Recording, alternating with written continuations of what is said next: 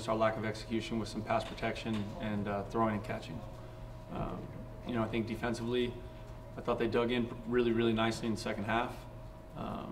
You know, made plays, got off the field, gave the offense, you know, a handful of chances to keep the game going, to stay in the game. And unfortunately, we didn't make the most of those opportunities. Open up for questions on that. Coach, before this game, your offense, or just your team in general, was outscored 111 to 27 in the second quarter alone. But this game, obviously, you just had that late touchdown before the half. Did you notice anything different from your guys to try to keep the game close, so you going into the second half? No, I mean, you know, I wish it would have been a 14 or a 17, you know, differential there at halftime. And if we had held our composure a little better, it would have been. So, you know, I think the guys are trying really hard. You know, it's a tricky situation we're in. We got some bodies getting beat up, and we're shuffling the deck and trying to find the right combination out there to make plays for us on both sides of the ball. Andrew? Okay. Yeah, so it's Andrew from, we're now 24/7sports.com anyway. So again, tonight we lost the turnover battle, 4 turnovers to their none, and that included that botched fake reverse with Flacco trying a pass. What was the reasoning behind trying that play early with on 2nd and 1? You know, that was a simple instance of execution. You know, we had a young player out there, and he didn't do his job, and so the secondary was there. There should not have been anybody there, but because we ran the wrong route, there was someone there. So that's frustrating. We got to get them coached up. It doesn't matter if they're a 5th-year senior or a 8-week true freshman. They need to know what we're doing when we're lined up. Jeff? Coach, staying on the turnovers for a minute, 4 more today, 24 now, as I know you know, in 7 games. Yeah, God, that's bad, isn't it? No matter what else you do, is that going to just sabotage anything you're trying to do? Well, anytime you lose a turnover battle, you're going to have a hard time winning a football game. And so, obviously, that's not quite good enough. And that's really both sides of the ball, right? That's our, you know, we can mitigate some of that by forcing some turnovers on defense, but obviously we can't throw it to the guys in the wrong colored jerseys, and we got to be great with our ball security. Is there a common thread? I'm sure you're emphasizing this in practice. And then some, yeah. There's not a common thread. I would say it's lack of execution. On a little more positive note, that's back-to-back good games by Tyler Nevins. Throwing him into the fire, and now he's taking over the reins. God, positive notes are good. Yeah, let's go. What have you seen out of him? What do you like out of him? You know, the kid, Tyler Nevins, I think he's someone that the Spartan faithful are going to love around here for the next few years. He's just a really great kid. He's really serious about being a good player. Just, you know, in my experience as a coach, those guys that take it that serious, those guys that are that diligent in their workouts, their practice, it normally translates to the game. And so Tyler's one of those kids. It's exciting to see him do what he's been able to do. He's got a really nice combination kind of size and speed and quickness, and I'm really proud of him. And back, Andrew. Yes, Coach. Andre Sauceray, he's a senior team captain, but then late in the second half, there was this taunting penalty on him, essentially turned what could have been 3 points for Fresno to 7. Did you see what he did, and do you think that was unbecoming of a senior and team captain? Yeah, that was really surprising from Dre. He's a great kid. You know, I'm sure he feels worse about it than I do. But he's a guy that hasn't done that. Obviously, this game's an emotional game from him. He's from Fresno. You know, and in that moment, it looks like he just let that get the better of him. Working back, Jeff. Can you talk about how consistently well he is playing for you, just game after game, he's racking up crazy totals? Yeah, you know, I think Frank's another one of those guys that takes his process very serious in terms of his preparation. You know, the week in and week out, how he takes care of his body, how he prepares, how he practices. You know, and obviously it translates to him playing well in the games. I also think he has an extremely high care factor, and it's very, very important to him.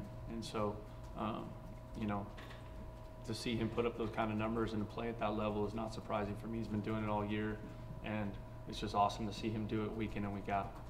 We're going in the back, Mohammed. Coach, more than half of their offensive plays were on the ground. 51 rushes for 212 yards, and a large part of it was from when you know a team comes into the game preparing to take advantage of your rush defense, how do you keep the composure on that end to where you're not giving up a lot of big plays on the ground? Well, I think that's hard, and I do think in the second half they did a really nice job of it.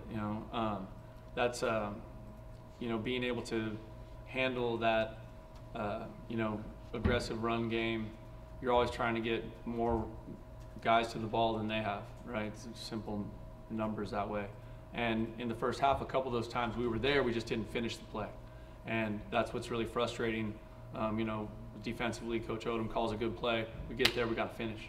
And that's the trick of it. And when we don't, then those, what should be a 3-yard gain or a tackle for loss ends up bleeding into a 5-yard gain or, plus yardage for them. So, but I thought I was really excited as to how the defense stepped up in the second half, kept forcing, them to punt and giving the offense a chance for us to get back in it. We'll take 2 more.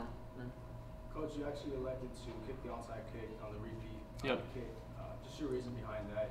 You know what? I was looking at the clock. I was thinking about how they'd been running the ball, and I was thinking about how we had been with Jeremiah being injured. I was thinking I didn't know how well we would hold up in pass protection, being one man short. Jeremiah's been a great player for us, so I was thinking that we might need more time going into it. Our first plan was to pin him, which we did, and we had jumped offside. And so then when it was back, I looked at the clock. I think there was 8:24 on the clock, and I said, we need to make a run at it now. And so I got on the headset with Coach Odom. I'm like, you guys, if we don't get it, are you ready to play defense? He said, let's go. So we got a good team support on that in terms of those conversations. Last one, Andrew. Yeah, so we'll talk about Dominic Frederickson's performance at Snare today, and could you please address, I think I saw some players pushing and shoving as time was running out after the final kneel down. Yeah, I don't know what that was. I wasn't out there, so I didn't, but it calmed down, nothing happened. I think it's an intense rivalry game. I haven't been a part of a lot of rivalry games where there wasn't some pushing and shoving and some intense words exchanged. I think that's kind of part of it. But I thought for the most part we were able to get out of the game without too many of those deals escalating into something silly or something that didn't have anything to do with football. And then in terms of Dom, I got to watch the tape, man. I'm watching so many things at once. I can't tell you exactly how he played, but I do think we ran the ball pretty good at times, and our pass protection looked pretty good at times, and then it didn't look good, So I'm sure everyone has a piece of the blame in that. Coach, thank you very much. Thank y'all.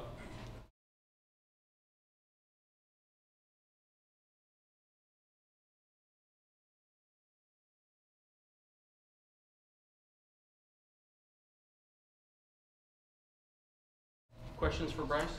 Kaveen? 50-yard field goals obviously not easy, and especially doing it late in the game. How are you able to keep yourself warm throughout the game to hit those late?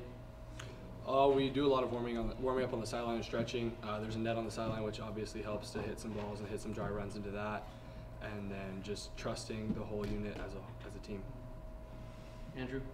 Yes, Bryce, it's Andrew, and could you talk about how you felt as you were watching the ball sail up and barely get over the post? It's definitely nerve-wracking. Going into the wind, you have to put a little bit more behind it. It's a lower trajectory, so once it cleared the line, I knew it was going to be good, but it was a very tough kick. Anything else for Bryce? Bryce, thank you very much. Appreciate it. We'll go next with Josh Love.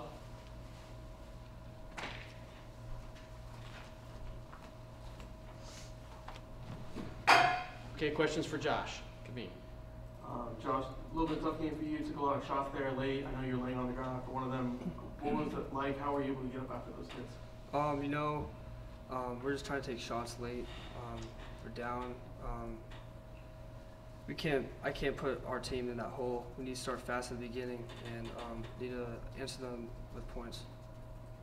We're going to come here on the right, Jeff. Josh, what's going on with the offense in general, do you think, and how costly have the turnovers been for you guys all season? We're having great practices. We're watching film. We're doing everything we can to prepare. We know what they're doing when we get in the game, and we just don't execute. Simple as that. Andrew? Josh, first play of the game, took a little trickery there. Late in the game, you took some shots. Is a lot of the offense now going to come down to taking some high risk, possibly high reward chances? I think we just need to keep doing what we're doing, and it's just execution. We need to execute. If we execute, things are gonna work. We've shown flashes. We just need to keep going. Andrew? Yeah, this is, Mohammed had the last question anyway. So you had a 6-yard touchdown pass to Josh Oliver today on a screen pass. Can you please talk about how that play? It was a great play call down there, and I just saw Josh pop and give him the ball and let him do his thing. Any more questions for Josh? Right there. Simple. How's your body feeling right now? I feel good. A little sore, but you know, as a quarterback, you gotta take hits. You gotta keep fighting.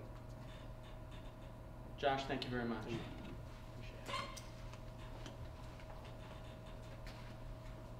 Next, go with Frank Ginda. Questions for Frank? Kaveen? All right, Frank, 19 tackles, career high for you. How you feeling out there, and how are you able to get all those tackles today? First of all, I can't do it without my D-line who's taking guys for me. I can't do it without the guys around me, but all those accolades and stuff don't matter. We gotta get a W, straight up.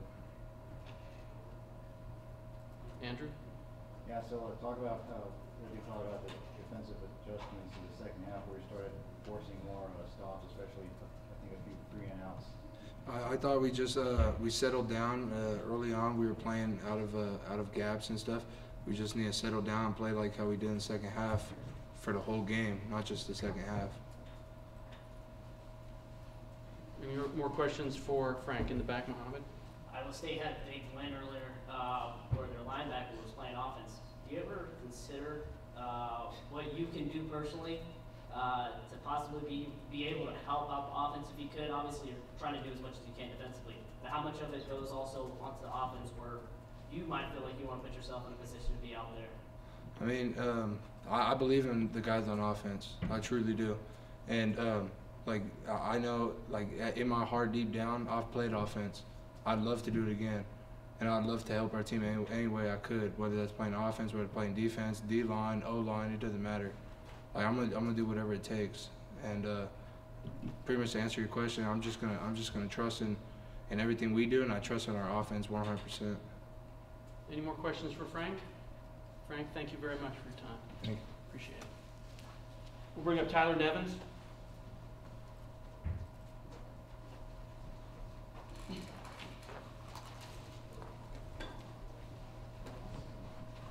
We'll start here with Jeff. Tyler? Tyler, nice game. You just talk about how the offense seemed like it finally got a little rhythm in the second half, and what you guys have to do to keep that going more consistently. In the second half, we play well. We talk about it every day of the week in practice about just playing fast football. That's what our offense strength comes in, and then once we do good things, we start rolling and we get a drive, and Josh Oliver at least finish that drive, and that's pretty much what we need. We have that. We're just hard to find it right now. We'll go on the other side. Tyler, a couple of dozen plus games on the day, but you steadily kind of increased your run total, your yard total as the season progressed. Do you think you're maturing more as a runner? I am actually. When I first came here, I'm not gonna lie, I was undisciplined. I wasn't a big emphasis on protecting the ball, and now that I come to college, I've been filming a lot. Now that's my emphasis every time I run the ball. So I just gotta give a shout out for Coach Carter, Zig, Bull, all of them for just taking me into their group and helping me mature a lot more, not only as a football player, but as a person as well. We're going to stay on the left, Kaveen. Tyler, you had a lot more carries in the last game than you usually do, but now I'd say you were able to settle in a little bit more. How are you able to settle in, and how much more confidence do you have now running the ball? I have a lot more confidence in myself. It's just in the system. I have to trust the offense, trust the O-line, get to know them a lot more. I trust the O-line completely, trust the tight ends, just trusting the whole game plan and having faith in our players and the team. And that's what pretty much drives me to do what I could do because of the teammates. One more question? No? Tyler, thank you very much for your time. I appreciate it. Thank you.